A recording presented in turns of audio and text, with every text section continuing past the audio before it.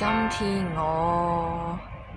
寒夜裏看雪飄過，懷着冷卻了的心窩飄遠方。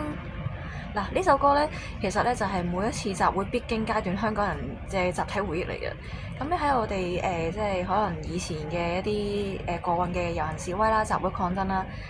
都係原來屬於社會學啦、心理學啦同埋政治科學必經研究嘅一個題目啊，即係叫做從眾行為啦。心理學嚟講公民抗爭民主化嘅進程啦，甚至係喺政治學、社會學有個交替術語嘅，叫做公民參與